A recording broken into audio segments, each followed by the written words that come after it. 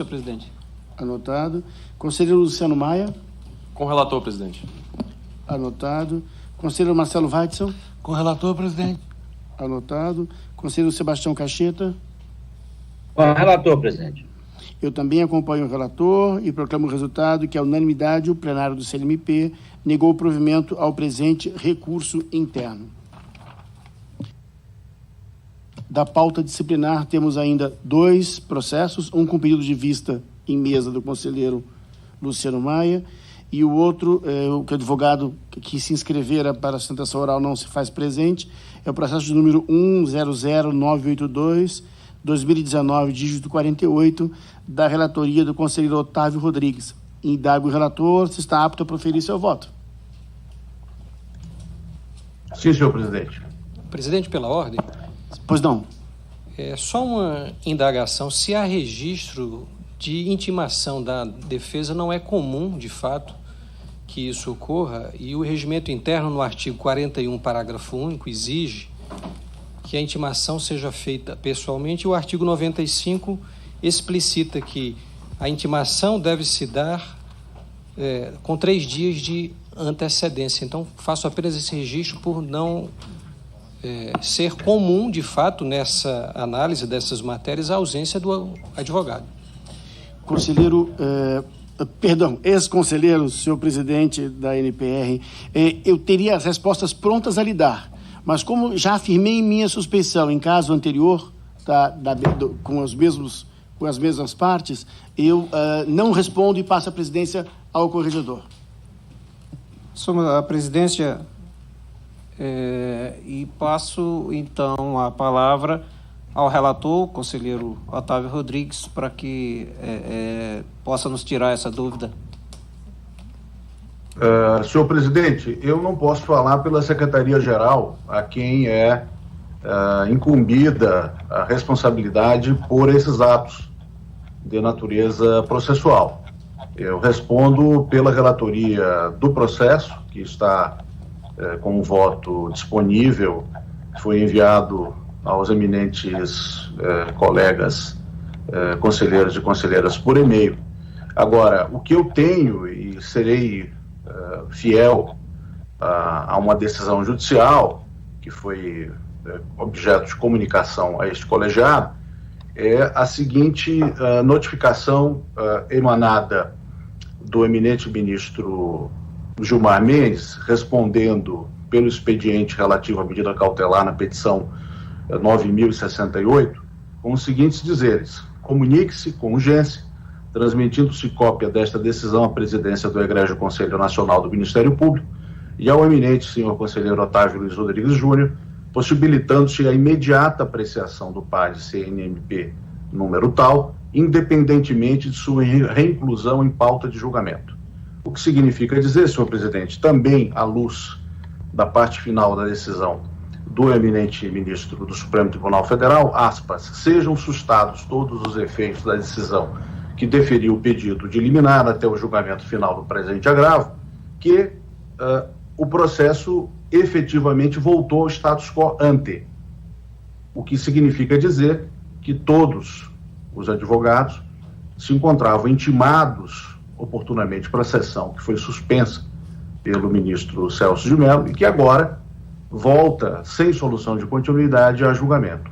Portanto, o que nos cabe como membros desse colegiado é cumprir a decisão do Supremo Tribunal Federal. Como cumprimos a decisão que foi emanada na noite de segunda-feira, véspera da sessão de terça, e agora, cujos efeitos foram retroativamente desconstituídos, voltamos ao julgamento perante o colegiado. Muito obrigado pelos esclarecimentos, conselheiro Otávio Rodrigues. Acho que presidente, isso tira a dúvida também. Pois não, doutor Fábio Jorge. Independência de pauta não prescinde, obviamente, do cumprimento do regimento interno, que diz que em todos os atos em que houver a possibilidade de aplicação de sanção disciplinar, as intimações serão feitas pessoalmente.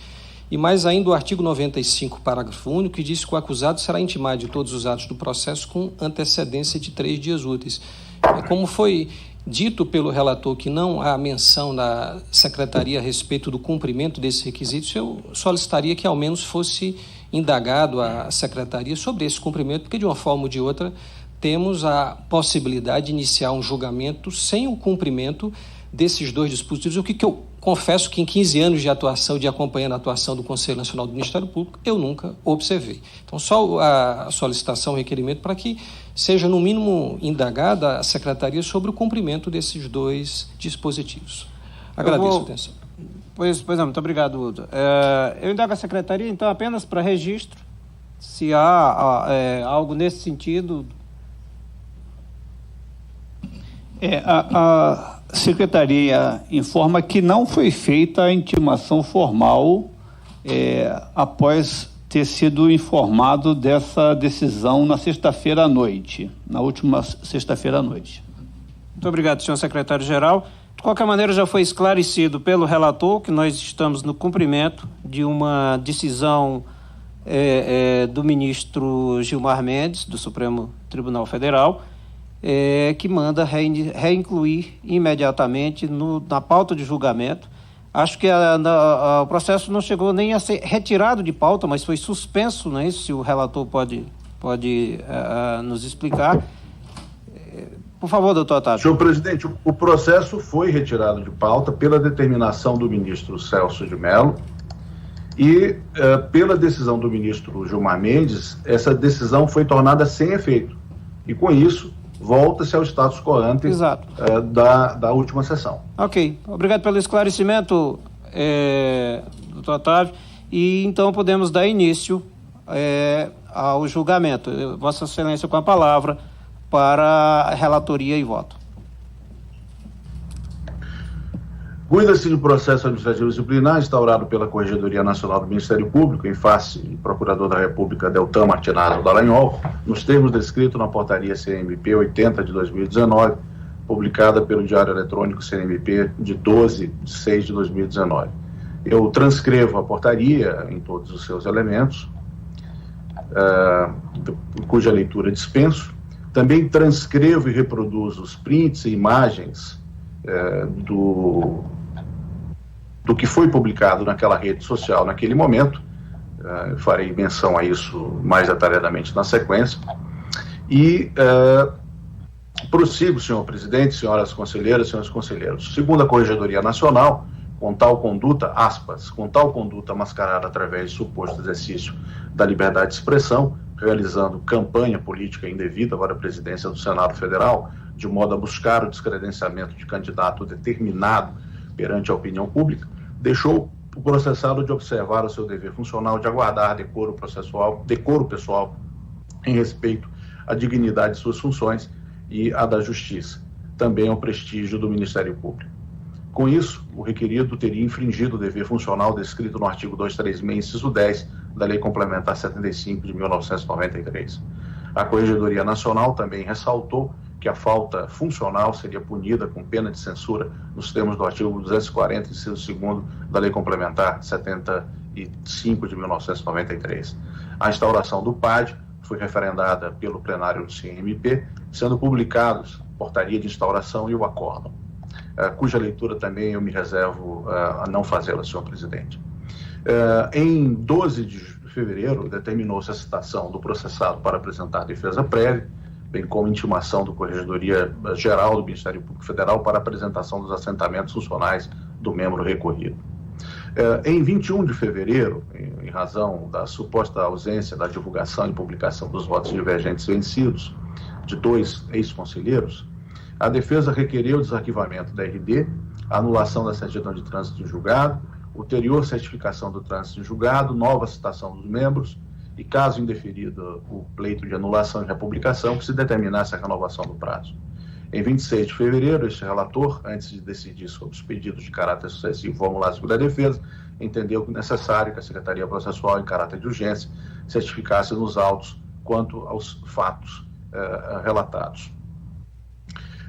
No mesmo dia, a Secretaria Processual cumpriu as determinações deste relator e, verificando-se a ausência de prejuízo à defesa e de vício formal do ato de participação processual, deferiu-se apenas o pedido de renovação do prazo para apresentação de defesa prévia. Em defesa, como preliminares, o processado alega e uma série de pontos, como, por exemplo, a nulidade do acórdão de instauração do PAD devido à suposta ausência de divulgação e publicação dos votos divergentes, ocorrência de bis in idem, e no mérito há uma série de alegações sobre o exercício da liberdade de expressão, a existência de um livre mercado de ideias que possibilitaria a realização de juízos de natureza como as que foram proferidas pelo processado, a ideia de que não haveria qualquer ligação a uma fidelidade eleitoral do procurador com qualquer candidato à presidência do Senado, a notícia de que o candidato referido era alvo de investigações penais não teve qualquer outro sentido que não fosse informar a sociedade. Ao se portar de tal maneira, o membro do Ministério Público, ao contrário do que referido na decisão da Corregedoria Nacional, não põe em questão a dignidade de suas funções, da Justiça ou do Poder Judiciário, nos termos exatos da defesa do processado. Igualmente, ele defende que não haveria quebra do respeito do decoro, não haveria atentado à liberdade de funcionamento de outro poder, e só o fato de haver postagens do Procurador da República, isso indica que não se constituiu propaganda política, como indevidamente se tentou caracterizar. Além disso, se alega que a personalidade das pessoas envolvidas é pública, que se sujeitando a um outro nível de escrutínio por parte das redes sociais. Além disso, alega-se a existência de previsões em documentos internacionais que asseguram a liberdade de expressão para membros do Ministério Público em todo o sistema, em qualquer país do mundo.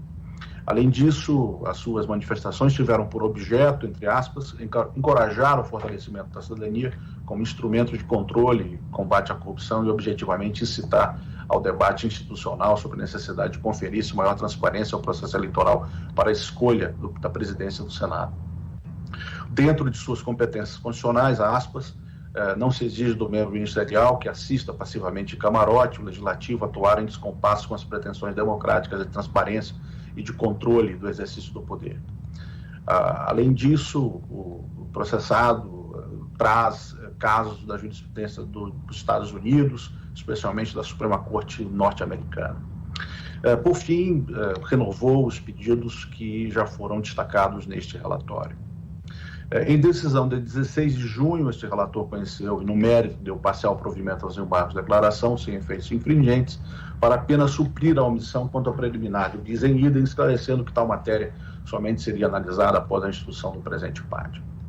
Em 15 de julho, a Corregedoria Geral do Ministério Público Federal encaminhou cópia integral dos documentos solicitados. Em despacho proferido em 22 de julho, alterou-se o horário de oitiva de algumas testemunhas. Finda a instrução, apresentou-se um relatório pela comissão processante, recomendando a aplicação da pena de suspensão ao requerido. Posteriormente, senhor presidente, em 17 de agosto, véspera da sessão ordinária deste Conselho, o excelentíssimo senhor ministro Celso de Mello, na ação originária número 9068, proposta pelo membro processado, determinou a suspensão do presente PAD, com a parte final do dispositivo, impedindo-se, assim que venha a ser julgado, até a decisão de mérito a ser proferida na presente ação ordinária, determinando-se ainda sua retirada de pauta até o julgamento definitivo a ser feito por esta Suprema Corte. Em 4 de setembro, foi concedido efeito suspensivo ao agravo regimental, determinando-se que, aspas, sejam sustados todos os efeitos da decisão que deferiu o pedido de liminar até o julgamento final do presente agravo. É o relatório, senhor presidente. A inclusão do presente feito na ordem de julgamento atende à determinação exarada no último dia 4 pelo eminente ministro Gilmar Mendes, na forma do artigo 38, inciso 1º do Regimento Interno do STF, em substituição ao eminente ministro Celso de Mello, relator da referida medida. Na oportunidade, assim foi determinado, aspas, comunique-se com urgência, transmitindo-se cópia dessa decisão à presidência do Egrégio Conselho Nacional do Ministério Público e a este relator, possibilitando-se a imediata apreciação do PAD, independentemente de sua reinclusão em pauta de julgamento. A ordem do Supremo Tribunal Federal, inclusive, prevê o julgamento imediato, na sessão imediata, sem solução de continuidade, tendo em vista o perigo in-mora inverso que legitimou o deferimento da contra-cautelar. Passo, senhor presidente, ao exame das preliminares. Preliminares rejeitadas e pedidos indeferidos durante o curso do PAD. No curso da instrução deste processo, eu tive a oportunidade de analisar e rejeitar as seguintes preliminares. Prejuízo à defesa e vício formal dos atos de participação pela ausência de votos de 2 conselheiros. Violação à ampla defesa e à definição de julgamento em meio à instrução. Quanto à questão da juntada dos votos de 2 conselheiros que não mais integram este colegiado, a Secretaria Processual certificou e na decisão já proferida, deixei evidente que não há votos escritos juntados pelos referidos conselheiros. Os ilustres advogados do referido tinham acesso ao sistema ELO quando da reclamação disciplinar, o que implica total conhecimento do fato da inexistência de tais votos. Todos os demais advogados também estão cadastrados, porém, conforme informação da Secretaria Processual, não seria impeditiva da realização plena da defesa técnica, porque o inteiro teor dos votos vencidos proferidos de modo exclusivo, oralmente em sessão, encontrava-se disponível, aspas, imediatamente após o final da plenária, ocorrida em 24 de setembro de 2019. A reprodução eletrônica da sessão é, até a data de hoje, amplamente acessível pelo endereço eletrônico, por qualquer pessoa em qualquer lugar do mundo. Passados meses dessa publicação, que é permanente, a parte requereu novamente na defesa prévia nulidade do acórdão da RD, o que se mostra incompatível com o princípio da instrumentalidade das formas, grandemente favorecido na contemporaneidade pelos implacáveis meios digitais. Tal circunstância é ainda mais evidente quando se observa, por exemplo, qual foi o inteiro teor de um dos votos vencidos, cuja juntada se pediu a sua inclusão no processo. Isso foi reproduzido na degravação conduzida por este gabinete pela Secretaria Processual, aspas. Presidente, em razão do apelo de Vossa Excelência, eu apenas acompanho o conselheiro. Fecham as aspas. Quanto ao voto do conselheiro Demerval Farias Gomes, de caráter mais extenso, a mera assistência ao serviço de streaming do CNMP, aberto ao público no YouTube, permitiria apreender as razões que o levaram de modo soberano a dirigir a outra maioria. Em quaisquer circunstâncias, portanto, não haveria rácio para acolhimento da preliminar de nulidade do acordo.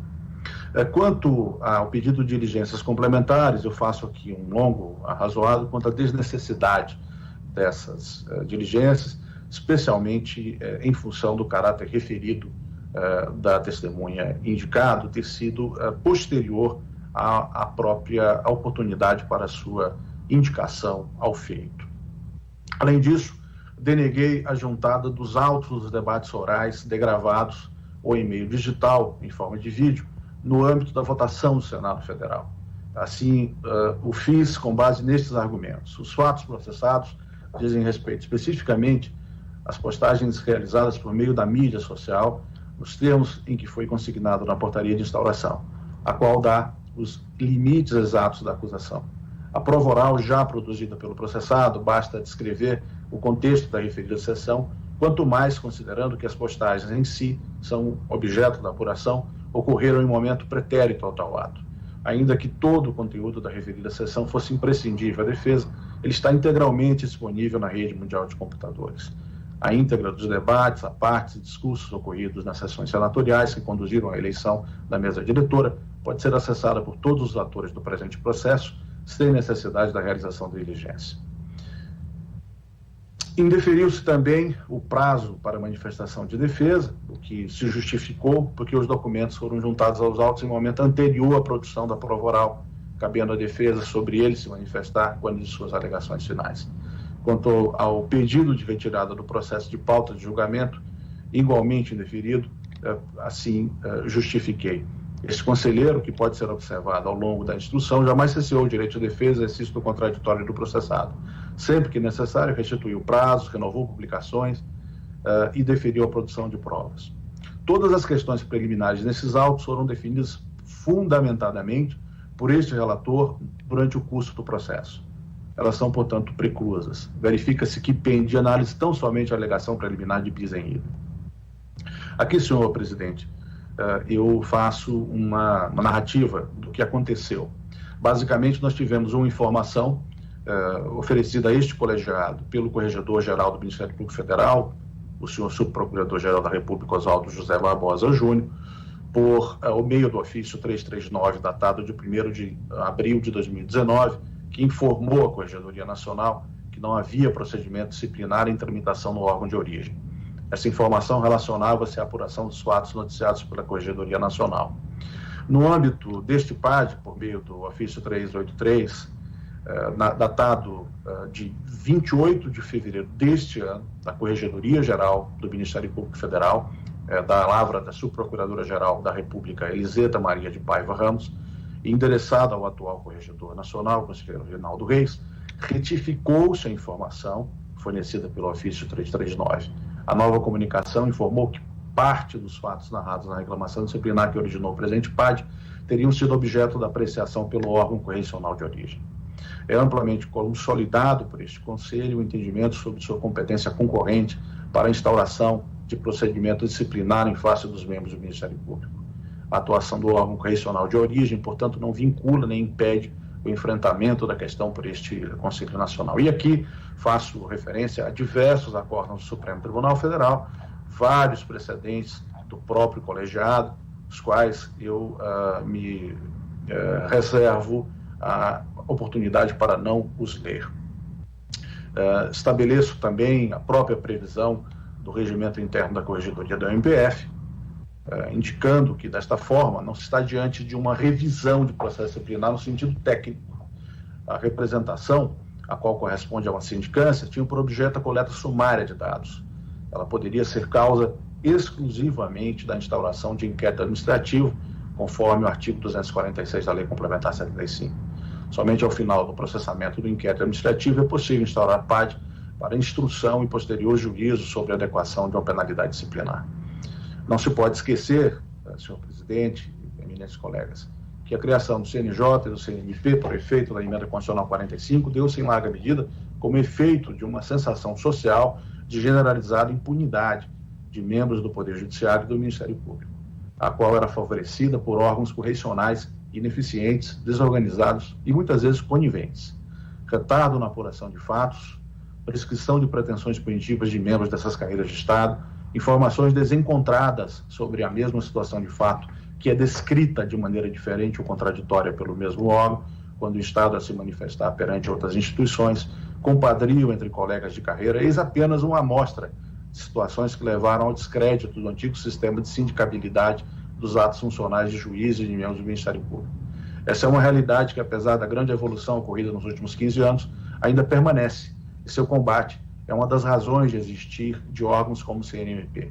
Se este colegiado não pode coibir tais práticas, que ainda se encontram disseminadas até mesmo em órgãos de corregedoria, é preciso reconhecer sua inutilidade e recomendar-se ao constituinte derivado que melhor aprecie a decisão de 2004, consubstanciada na Emenda Constitucional 45. Fazer o trabalho que não é concluído, o que é mal feito pelas corregedorias, é uma das atribuições mais relevantes do CNMP. Por tais razões, rejeito também a preliminar de bis em idem e julgo improcedente o pedido de extinção do feito. Quanto ao mérito, senhor presidente, as questões dos limites da liberdade de expressão de membros do Ministério Público têm sido objeto de debate no âmbito deste Conselho Nacional. Se, por um lado, não se lhes pode suprimir o direito às liberdades comunicativas, pois fundamental e inerente a qualquer ser humano, por outro, parece evidente que a assunção do cargo de membro do Ministério Público atribui maior responsabilidade quanto às opiniões emitidas por seu titular, sobretudo quando manifestadas em redes sociais.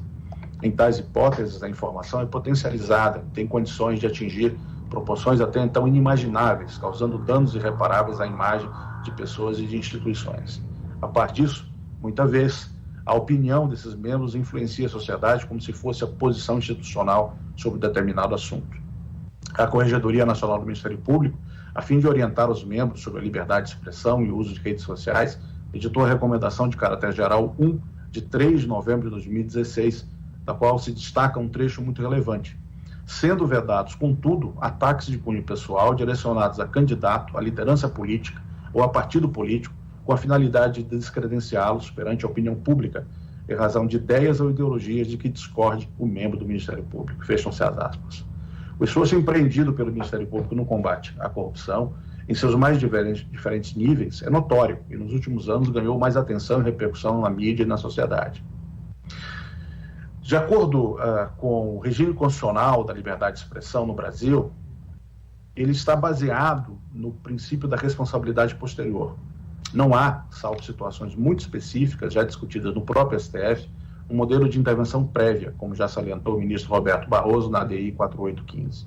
O STF entende que no âmbito da liberdade de expressão não há direitos e garantias revestidos de natureza absoluta, ao exemplo de um julgado recente, no qual se afirma que a Constituição da República não protege nem ampara opiniões, escritos ou palavras cuja exteriorização ou divulgação configura hipóteses de ilícito penal, tal como sucede em situações que caracterizem crimes contra a honra, pois a liberdade de expressão não traduz franquia constitucional que autorize o exercício abusivo de direito fundamental, de relatoria do ministro Celso de Mello.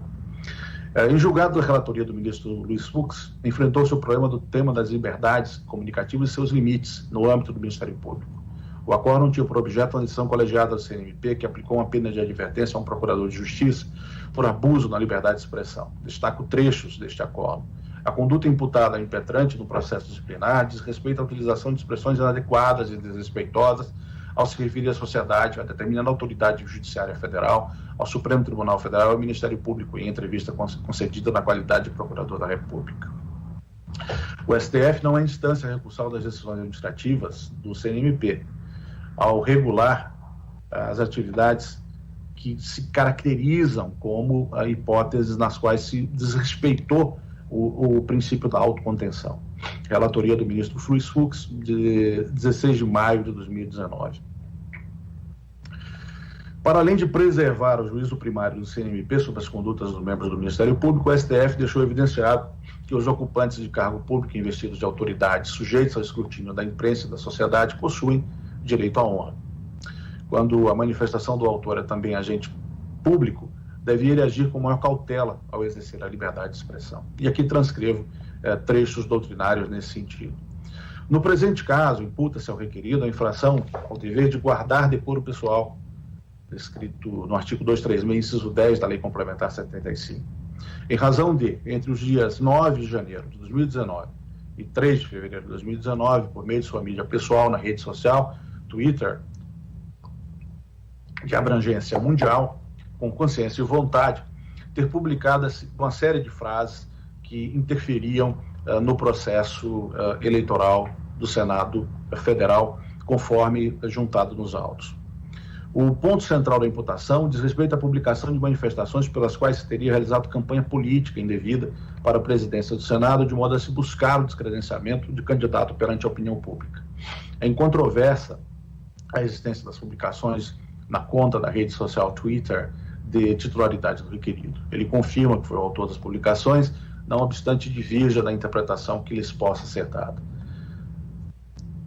Como analisado pela comissão processante, aspas, algumas inferências podem ser extraídas do seu teor que, se analisado globalmente, é representativo de uma situação fática objetiva que pode subsumir na violação de deveres funcionais, fecham-se aspas.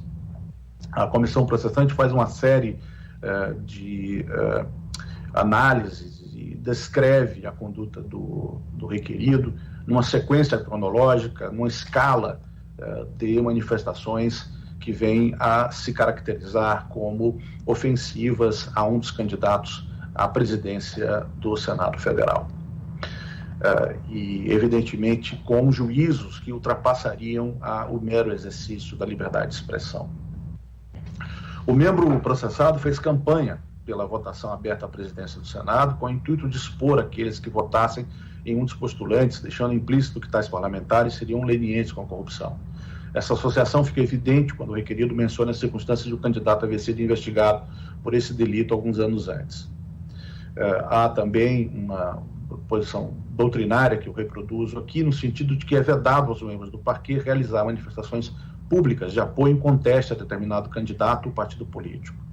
Ao MP cabe a tarefa de zelar pela lisura do processo eleitoral, promovendo a investigação e a responsabilização de candidatos titulares de mandatos eletivos, sendo esperada da instituição uma postura isenta e impessoal em relação à disputa política, abstendo-se de manifestar suas preferências ou inclinações pessoais, sob pena de prejudicar a própria credibilidade da instituição frente à sociedade.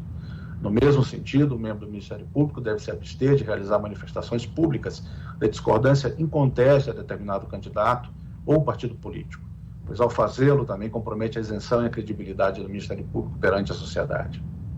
Diferentemente do alegado pela defesa, não houve inadequada interpretação do dever funcional de guardar o decoro pessoal. O requerido ultrapassou os limites da simples crítica ou manifestação desconfortável à vítima.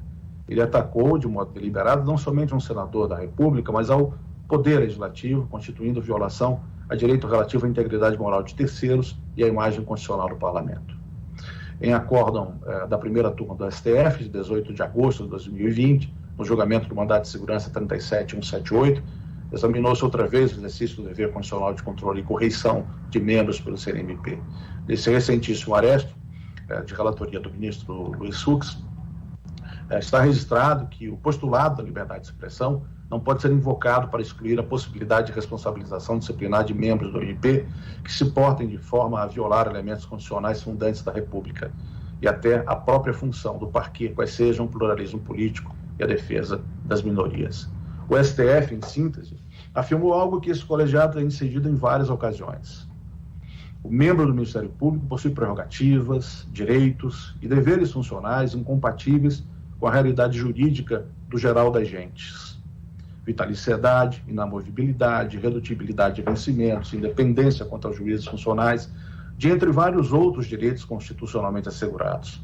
Fazer jus a tais prerrogativas e competências não permite que o membro se coloque em uma posição de irresponsabilidade quando atua e desborda dos limites de suas atribuições.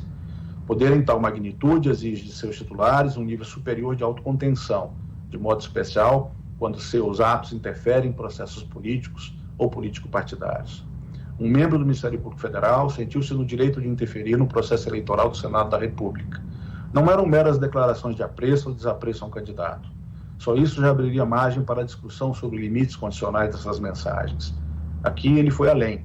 Incentivou uma campanha contra o sistema de votação da mesa diretora da Câmara Alta do Parlamento, definida em seus atos internos, sob o argumento de que agir contrariamente equivaleria a fomentar a corrupção no país.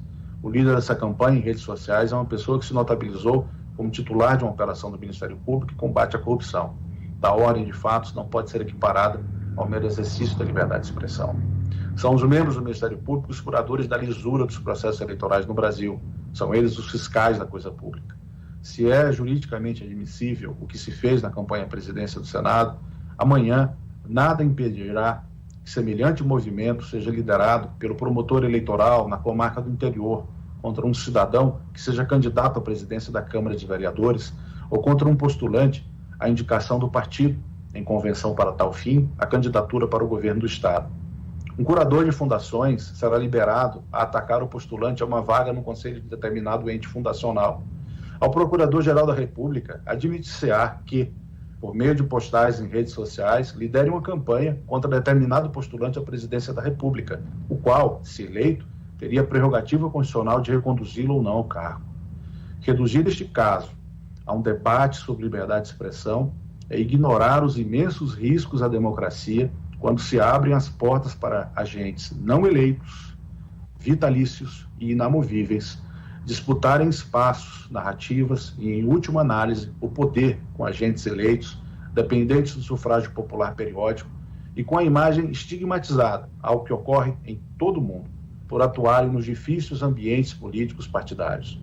Nada impede que os primeiros deixem o conforto de seus cargos públicos, renunciem à magistratura judiciária ou ministerial e entrem na arena partidária, disputando votos, espaços na mídia e sem a proteção reputacional que a toga e a beca quase sempre emprestam aos que as vestem. Se este será o caminho do futuro, o que é perfeitamente possível de se vislumbrar, caso o STF entenda que o CNMP não deve mais controlar tais manifestações por membros do Ministério Público, será inevitável um profundo rearranjo do sistema político e dos limites funcionais dos membros do Ministério Público. Mas, nesse caso, este Conselho não terá mais voz. Haverá, sim, um debate entre o Parlamento, a sociedade e os demais poderes da República. Até que sobrevenha essa mudança, se é que realmente ela virá pelas mãos do STF, Penso que o CNMP deve coibir tais excessos em nome da democracia e, em última análise, da própria dignidade dos milhares de membros que se abstêm de assim se manifestar em redes sociais, ainda que em suas consciências possam clamar contra as misérias da corrupção, do peculato e da improbidade. Melhor ainda, que não apenas clamem, mas que atuem contra a corrupção de modo eficaz, leal e dentro dos autos, espaço que a Constituição lhes reservou. A esse respeito, lembro-me de uma passagem de Herbert Wiedemann, ao ironizar Alexander Hamilton em seus Federalist Papers, quando ele afirmava que o poder judiciário era o mais fraco dos elos das funções estatais, aquele que não tinha nem a bolsa nem a espada, a significar o poder da fazenda e o poder das Forças Armadas. Segundo Wiedemann, mal sabia Hamilton o quanto o poder judiciário ganharia prestígio e influência em ambos os lados do Atlântico na segunda metade do século XX. Parafraseando Wiedemann, nem Hamilton sonharia com o poder alcançado pelo Ministério Público no Brasil após 1988. O problema é que não se pode ter o melhor dos dois mundos. Não é possível ser um agente político titular da ação penal e ainda ser um político. E aqui não se está a aludir ao sentido estrito da atividade político-partidária que preenche um tipo específico da Lei Complementar 75, mas ao desprestígio ao decoro pessoal que é exigido por todos quantos se investam na condição de procurador da República. Comete-se infração disciplinar quando se rompe com esses limites, quando não se compreende qual é, aspas, a postura requerida para exercer qualquer cargo ou função, pública ou não, fecham-se as aspas, na definição de Wise. Essa confusão, registre-se, não é inteiramente nova. A mais tradicional obra sobre a hermenêutica jurídica do país, editada sem interrupção desde 1925, é de Carlos Maximiliano Pereira dos Santos, o jurista de Santa Maria da Boca do Monte, ministro do Supremo Tribunal Federal de 1936 a 1941. Em seu Hermenêutica e Aplicação do Direito, o juiz, Carlos Maximiliano, descreve o caso do bom juiz, entre aspas, Magnot. Imbuído de ideias humanitárias avançadas, o magistrado francês mostrava-se clemente e atencioso para com os fracos e humildes, enérgico e severo com os opulentes e poderosos. Nas suas mãos, a lei variava conforme a classe, mentalidade religiosa ou inclinações políticas das pessoas submetidas à sua jurisdição. Achou depois o seu lugar, a Câmara dos Deputados. Teve a natural corte de admiradores incondicionais, fecham-se aspas. No caso destes autos, não se pretende restringir ou limitar o exercício da liberdade de expressão. Membros do Ministério Público ou cidadãos alheios aos altos estamentos da burocracia podem se manifestar sobre os mais diferentes assuntos da vida.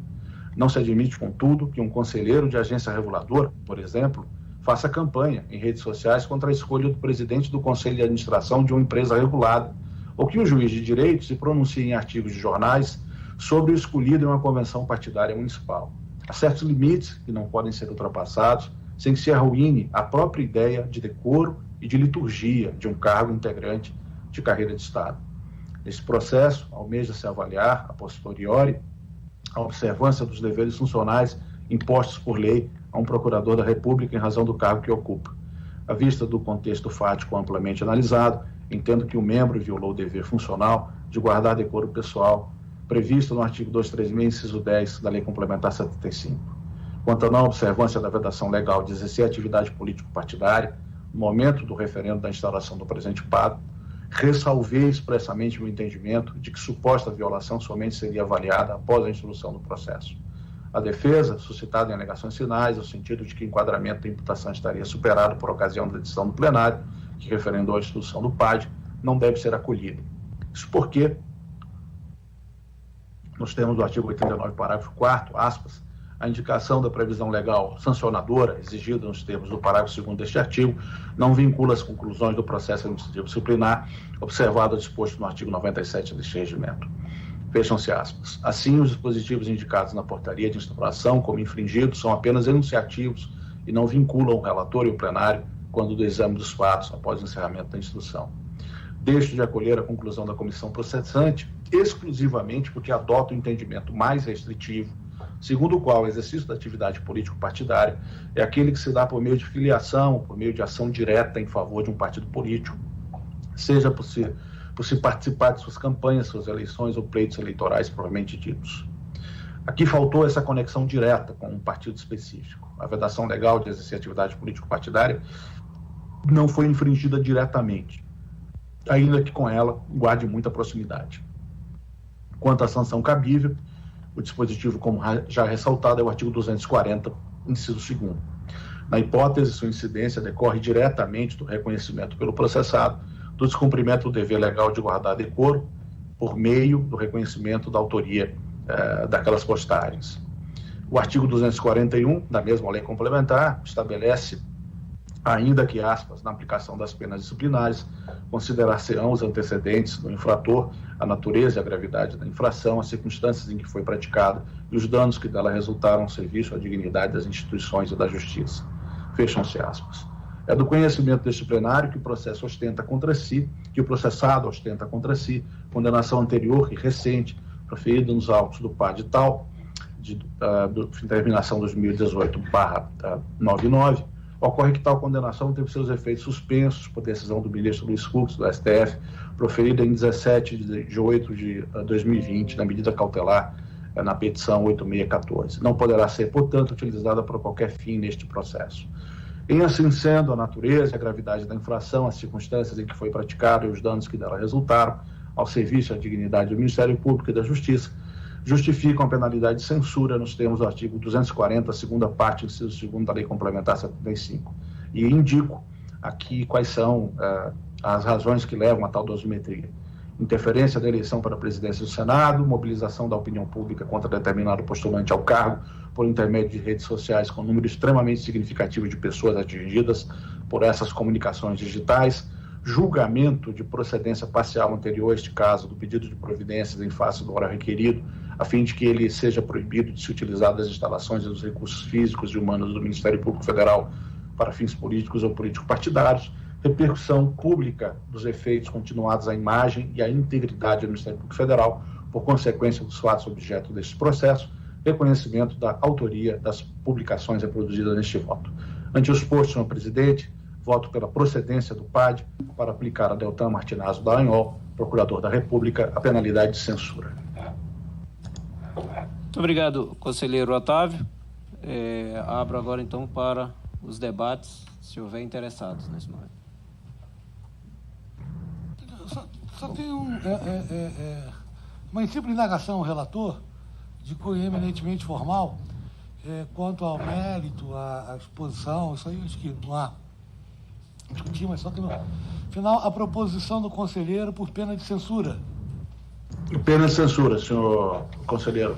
Tá, é só uma curiosidade. Nós tínhamos, nos limites que nós nos encontrávamos, em razão da decisão do Supremo, que determinou a não utilização da condenação anterior, nós temos a pena de advertência ou a pena de censura. E eu considerei que, diante da gravidade dos fatos e a repercussão, nós deveríamos aplicar a pena de censura. Só isso. Embora, é bom relatar, a Comissão Processante recomendava a aplicação da pena de suspensão. Hipótese essa que eu terminei por rejeitar na minha análise, por não configurar que haveria uma simetria exata ao tipo da atuação político-partidária. Pois não, conselheiro Silvio. Obrigado.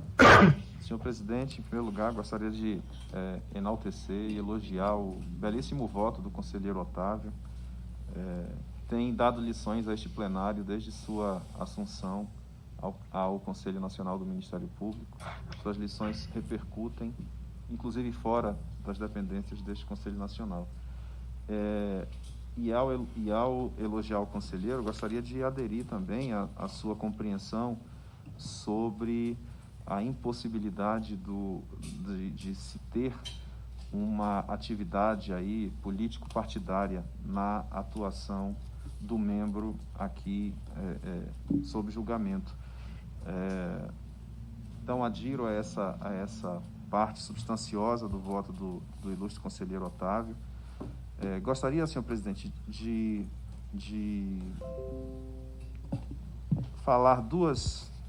fazer duas considerações aqui, não sem antes também manifestar a preocupação, claro, que já transposta por este plenário,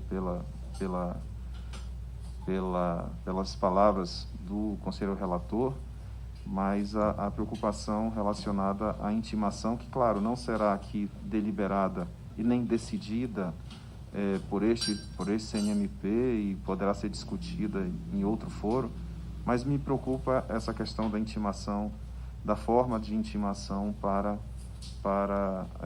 o julgamento de hoje. Mas, como eu digo, faço esse registro aqui, sabendo que a matéria está inclusive superada no âmbito deste plenário. As minhas duas indicações, senhor presidente, senhoras e senhores conselheiros, uma delas diz respeito, eu ouvi o voto do conselheiro Otávio no que diz respeito à caracterização, aliás, à descaracterização de bis in idem. Eu trago aqui ao plenário que em 31 de janeiro de 2019 houve, e sem dúvida isso é do conhecimento do senhor relator, houve o arquivamento dessa questão pelo então corregedor do Ministério Público Federal, Dr. Oswaldo José Barbosa Silva. Houve uma representação de um cidadão de nome Lenilson de Melo Naveira e Silva, e este cidadão acusou o Procurador da República de fazer uso da conta de rede social para interferir indevidamente em atividades político-partidárias. E ele prosseguiu dizendo que o representado, o procurador, utiliza reiteradamente redes sociais de forma absolutamente literal e sem nenhum cuidado em disfarçar suas claras intenções políticas de incitar seus seguidores a pressionar o Poder Legislativo contra a votação fechada para a presidência daquela Casa Legislativa.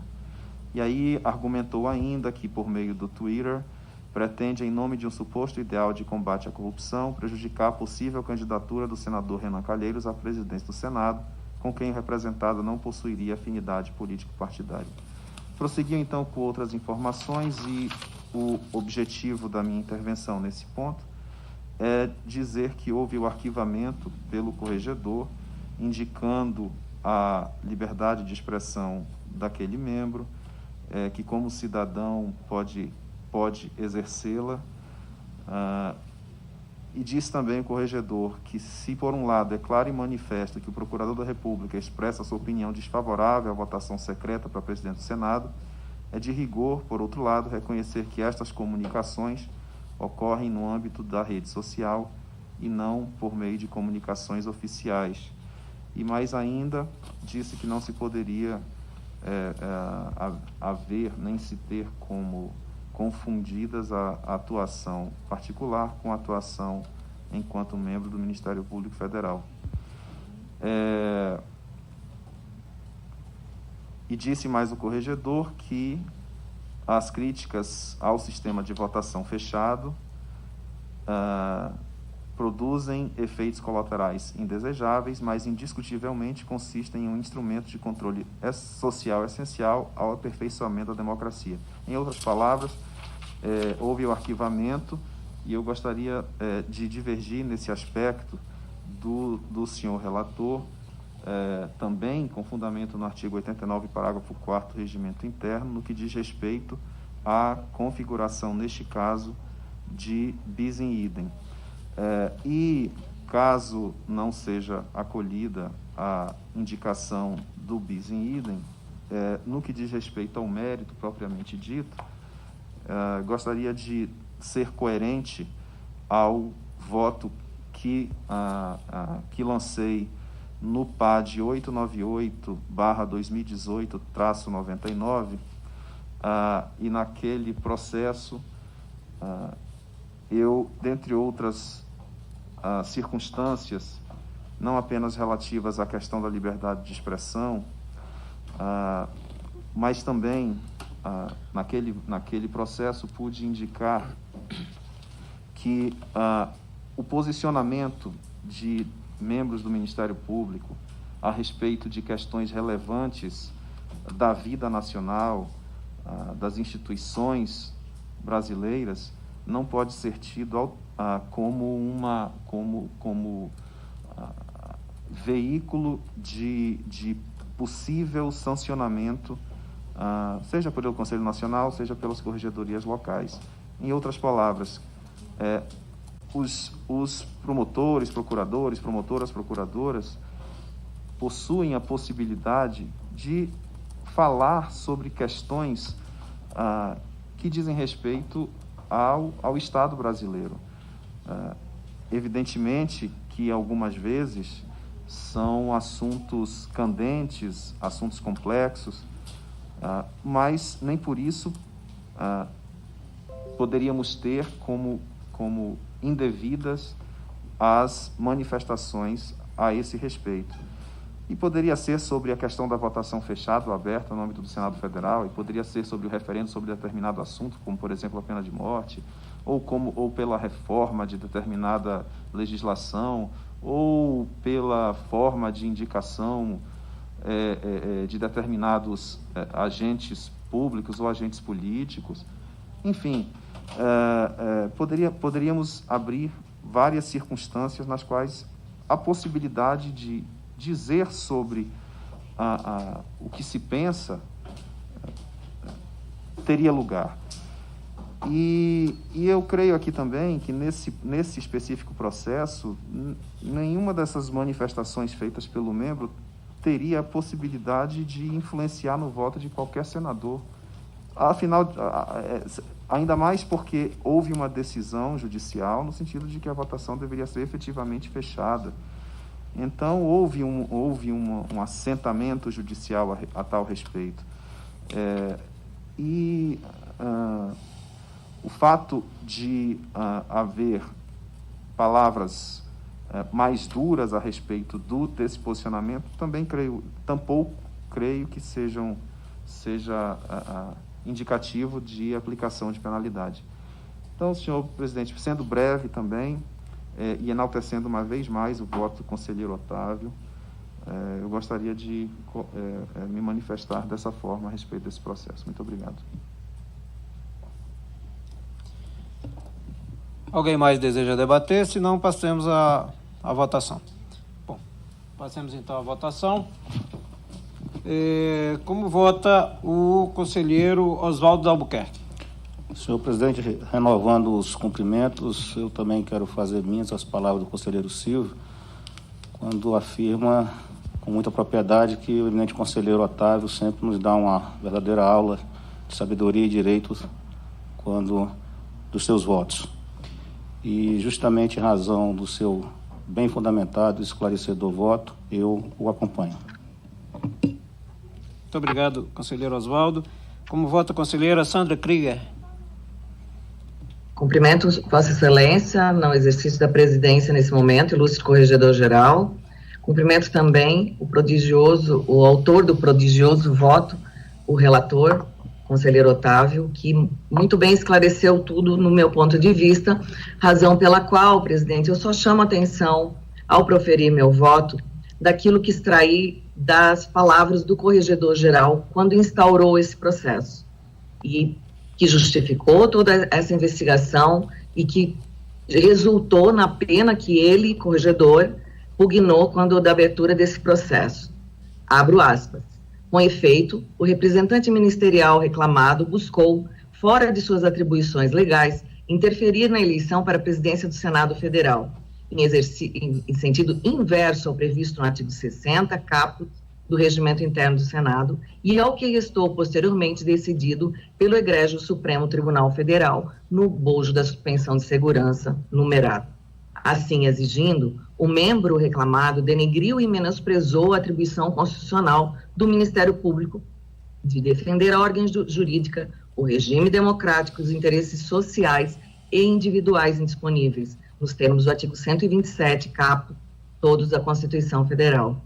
Ademais, ainda na fala do ilustre corregedor-geral, quando da abertura do processo, o representante ministerial reclamado, ao se manifestar sobre processo eletivo para a presidência do Senado, com a finalidade de descredenciar o reclamante perante a opinião pública, comprometeu a imagem dos demais membros do Ministério Público, e, em especial, do exercício da função eleitoral. Isso se dá, continua o corregedor, não só em razão da unidade e indivisibilidade ministerial, como também, em negrito ainda, um ato como praticado gera a sensação pública que os demais integrantes do Ministério Público atuam a favor ou contra determinado político durante o exercício da atribuição eleitoral, retirando-lhe, portanto, a confiança do cidadão na instituição.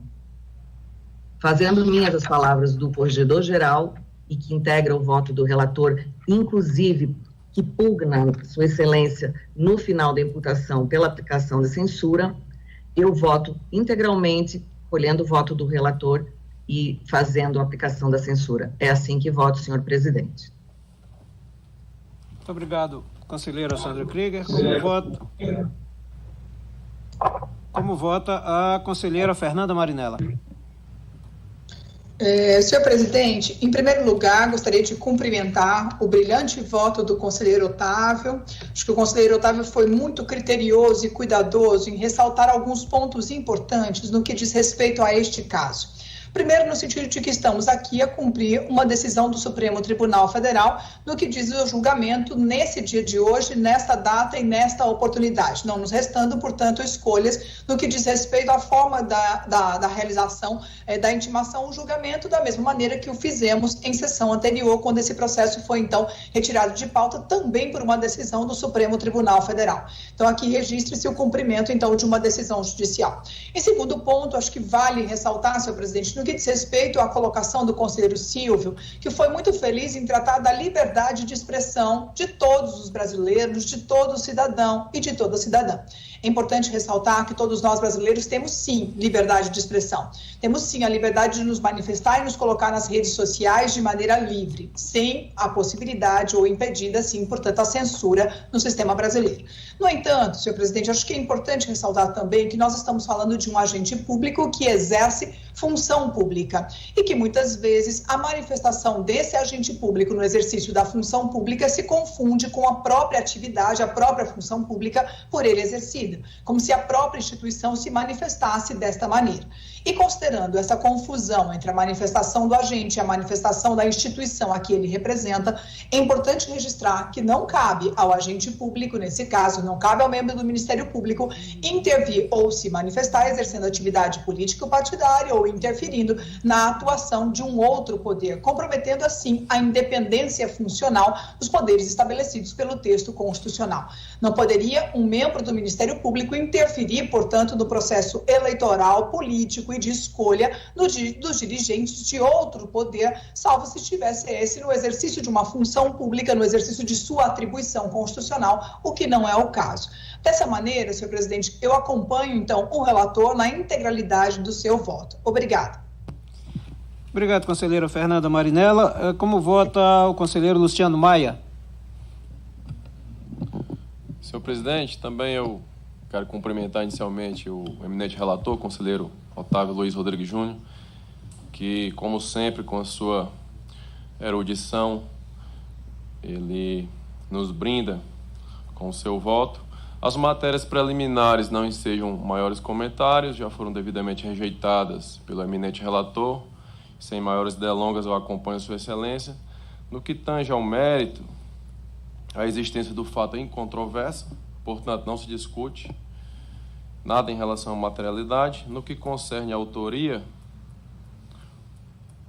como muito bem explicitou o relator em seu voto, o requerido utilizou-se claramente do seu cargo de Procurador da República e também da condição de integrante da Lava Jato e, evidentemente, de seu prestígio junto à sociedade, como um dos ícones do combate à corrupção no Brasil, para, com essas condições, descredenciar uma candidatura de um determinado senador à presidência do Senado da República. Então, como muito bem destacou o relator, sem sombra de dúvida, tal fato configura quebra de decoro pessoal e também, a meu ver, embora o relator não tenha explicitado nesse particular, também entendo que houve exercício de atividade político-partidária que é vedada tanto aos magistrados como aos membros do MP. Eu peço só licença para fazer uma leitura de um trecho do voto do eminente relator, que muito bem define a situação, no caso destes autos, não se pretende restringir ou limitar o exercício da liberdade de expressão. Membros do Ministério Público ou cidadãos alheios aos autos, estamentos da burocracia, podem se manifestar sobre os mais diferentes assuntos da vida. Não se admite, contudo, que um conselheiro de uma agência reguladora faça campanha em redes sociais contra a escolha do presidente do Conselho de Administração de uma empresa regulada, ou que um juiz de direito se pronuncie em artigos de jornais sobre o escolhido em uma convenção partidária municipal. Há certos limites que não podem ser ultrapassados sem que se arruine a própria ideia de decoro e de liturgia de um cargo de um integrante da carreira de Estado. Eu considerei perfeita essa passagem do voto do conselheiro Otávio. Aliás, o voto todo está um primor, mas muito me chamou a atenção, nesse particular, esse trecho por ser plenamente cabível no presente caso. Senhor presidente, não há dúvida de que a imputação feita pela Corregedoria Nacional em desfavor do requerido merece pleno acolhimento, de sorte que também, com essas brevíssimas considerações, eu voto no sentido da procedência do processo disciplinar, haja vista a patente quebra de decoro no caso dos autos, e no que tange a sanção de censura, a mim também me parece justa e adequada ao caso, e também acompanho o voto do relator no sentido da aplicação de censura. Como voto, senhor presidente?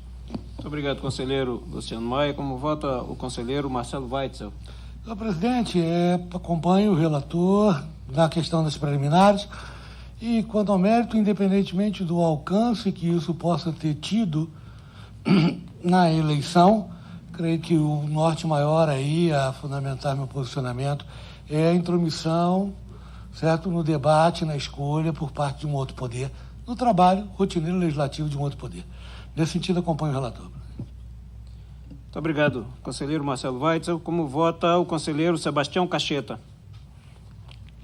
Senhor presidente, eu quero também me alinhar ao que antecederam e dizer, em primeiro lugar, registrar, como já muito bem definido no voto do conselheiro relator, que o julgamento hoje se dá por força de uma decisão do Supremo Tribunal Federal que, nos termos dela própria, repõe as coisas ao estado anterior. Então, com relação a isso, está muito bem exposto no âmbito do voto do conselheiro eminente relator, aqui em cumprimento pela densidade, bem fundamentação que traz todo o seu longo voto, e também aqui pedindo vênia ao eminente conselheiro Silvio Amorim acompanhar nas preliminares, em especial na de non bis in idem, uma vez que o entendimento muito bem relatado, exposto pelo nosso conselheiro relator é consentâneo com a nossa jurisprudência desse Conselho Nacional e também com a jurisprudência prevalecente nos tribunais superiores, inclusive no Supremo Tribunal Federal. E, então, portanto, dessa forma, eu acompanho o relator também nas preliminares. E quanto ao mérito, senhor presidente, me parece que, efetivamente, há motivos aqui para se decretar a procedência da acusação nos termos do que é retratado na portaria 89 da Corregedoria Nacional, em que há trechos realmente que dão bem a dimensão do que se tem como um excesso e como um abuso do legítimo direito de manifestação e também do direito de exercício de crítica, na linha do que esse plenário tem sustentado e que eu também tenho feito registro em votos meu, como fiz na sessão passada. Eu queria apenas escolher uns breves trechos do que consta na portaria, senhor presidente, em que foi manifestado pelo membro ora processado, entre aspas, se Renan for presidente do Senado, dificilmente veremos reforma contra a corrupção aprovada. Temos, sim, várias investigações por corrupção e lavagem de dinheiro. Tem, contra si, várias investigações por corrupção e lavagem de dinheiro. Muitos senadores podem votar nele escondido, mas não terão coragem de votar na luz do dia, fecha aspas. Veja que coloca em suspeição não só o então candidato à presidência, mas todos os senadores que vierem, ou que fossem, ou que tivessem simpatia, ou que viessem a votar no referido candidato. É um outro trecho, aspas, segundo a reportagem, os áudios de 2014 mostram intimidade entre os donos da JBS e Renan Calheiros. Colaboradores disseram que a JBS destinou a ele mais de 10 milhões. Vale lembrar que há notícias de que Renan pretende disputar a presidência do Senado amanhã, fecha aspas. Aqui, senhor presidente, uma situação que coloca um outro ponto importante, que é a desconsideração de a presunção de inocência e também a prerrogativa por foro, porque sabe-se que essas autoridades não estão submetidas ao foro do ora processado lá no foro de Curitiba. Também uma outra manifestação, aspas, a derrota de Renan Calheiros na eleição representa ainda a rejeição pela sociedade, pelo parlamento, do exercício da presidência do Senado por alguém investigado pela prática da corrupção na Lava Jato, fecho aspas. Da mesma forma, e com os mesmos comentários que fiz há pouco. E por isso me parece muito claro, senhor presidente, e como bem exposto no voto do eminente relator, que sim, estamos diante de uma visível potencialidade marca a imagem e a dignidade do próprio Ministério Público Federal, porque um dos seus membros, às vésperas da eleição para o Senado, publica sequência de mensagens em rede social com posicionamento contrário a determinado candidato, buscando descredenciar perante a opinião pública, o que se extrai com clareza do trecho, aspas, se Renan for presidente do Senado, dificilmente veremos reforma contra a corrupção aprovada. Tem contra si várias investigações por corrupção e lavagem de dinheiro. Muitos senadores podem votar nele escondido, mas não terão coragem de votar na luz do dia, fecha aspas. Aí, quanto a esse ponto, eu ressalto a necessidade, senhor presidente, mais uma vez, mais premente do que nunca de um cenário político e econômico atual, do fortalecimento e da preservação da institucionalidade dos poderes, inclusive do Ministério Público Brasileiro, cujos membros devem sempre agir nos limites de sua atuação, pautando sua conduta principalmente pelo respeito às pessoas, às instituições, à Constituição e às leis. Para tanto, é exigível de todos os seus integrantes o máximo de zelo e cautela no atuar e no dizer, devendo o agir do agente ministerial contribuir para a pacificação social e para o sentimento de confiança nas instituições, e não o contrário. Hoje, ressaltar que, embora o agente ministerial não esteja impedido de dizer o que pensa, suas palavras devem ser tecidas com parcimônia e com cuidado, por quanto chega ao público em geral, notadamente pela posição de Estado que ocupa, como aparente entendimento institucional do próprio Ministério Público Federal, e nesse aspecto também louvo muito bem fundamentado o voto do eminente relator. Ressalto mais uma vez, senhor presidente, que a liberdade de expressão, portanto, não autoriza a levantar a voz para agredir a imprescindibilidade da instituição de um Estado democrático de direito, que é a instituição do Senado Federal. Isso porque a dignidade, a própria autoridade da instituição encontra no respeito que dela se deve ter, todos nós, inclusive os membros do Ministério Público.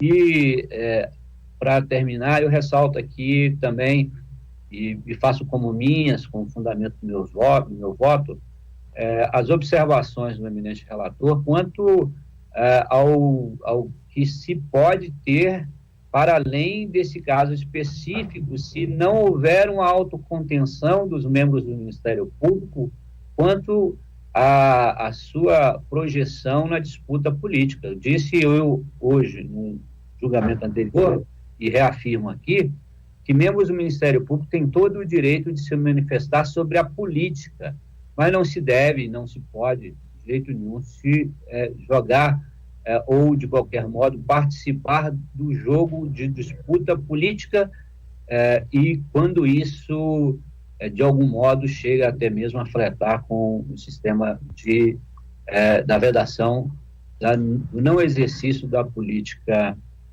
partidária.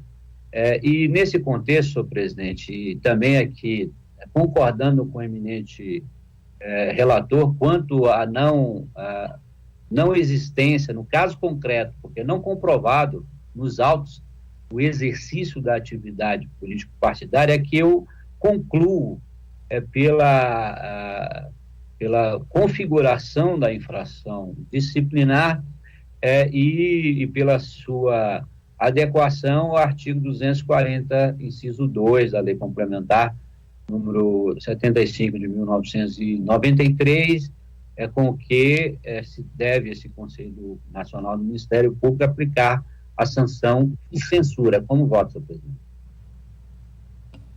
Muito obrigado, conselheiro Sebastião Cacheta. Como vota o conselheiro Silvio Amorim? Senhor presidente, senhoras e senhores conselheiros, eu já adiantei meu posicionamento. Gostaria apenas de acrescentar, no que diz respeito ao bis in idem, que não estou aqui me referindo a uma dupla investigação, mas a uma manifestação realizada pela Corregedoria, neste caso do MPF, que analisou em seu mérito. E aí indico em voto que irei apresentar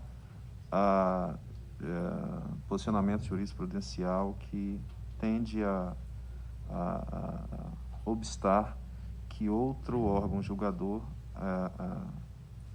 realize consideração sobre os mesmos fatos. Então, com esses brevíssimos esclarecimentos, eu divirjo do senhor relator para considerar improcedente os termos do PAD. Obrigado, senhor presidente. Obrigado, conselheiro Silvio Amorim. Como vota o conselheiro Luiz Fernando Bandeira de Mello?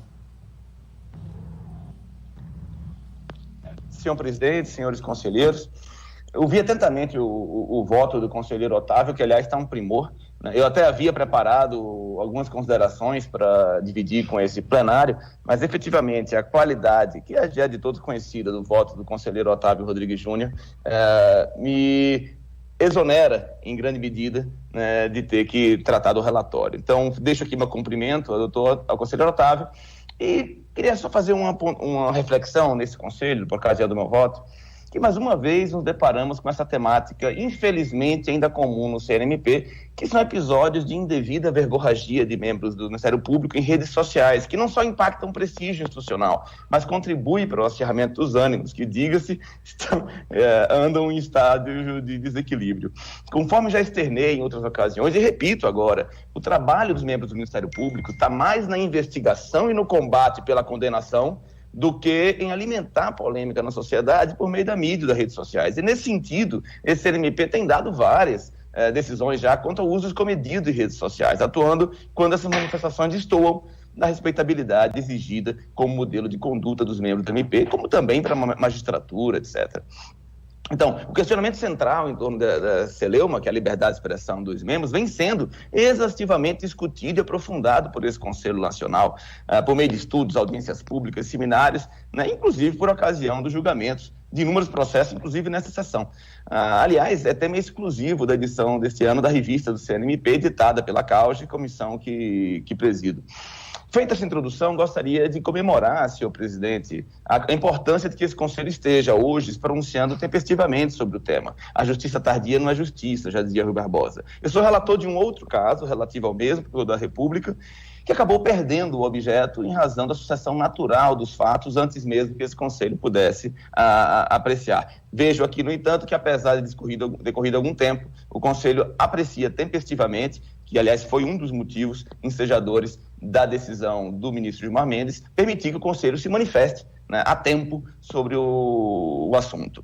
Então, eu rejeito a preliminar de bis in idem, tendo em vista que a competência correcional do CNMP é originária, concorrente e autônoma por expressa disposição constitucional, né, existindo, portanto, autonomia das esferas. Rejeito também a preliminar de ausência de intimação regular para essa sessão, uma vez que já havia sido feita a intimação regular, inclusive inscrição na sessão anterior, né, e que foi suspensa, o julgamento foi suspenso por uma decisão do ministro Celso de Mello, que agora essa decisão de suspensão foi retirada do mundo jurídico, de forma que voltamos ao status quo ante, no estrito e rigoroso cumprimento das decisões do Supremo Tribunal Federal, seja aquela na outra ocasião, seja a proferida mais recentemente. Passando ao mérito propriamente dito, já estou terminando minhas considerações, senhor presidente. Entendo que o processado, através de um suposto exercício de liberdade de expressão, por meio de diversas postagens sucessivas entre os dias 9 de janeiro e 3 de fevereiro de 2019, manifestou opinião política indevida relativa à presidência do Senado Federal, associando uma eventual vitória do senador no pleito como um retrocesso para a aprovação de reformas legislativas que contribuíssem com o combate à corrupção. Defendeu em rede social que a votação secreta para a presidência do Senado, amparada por decisão proferida pelo presidente do STF em fevereiro daquele ano, contribuiria à vitória de um dos candidatos e, por consequente, imporia dificuldades no combate à corrupção.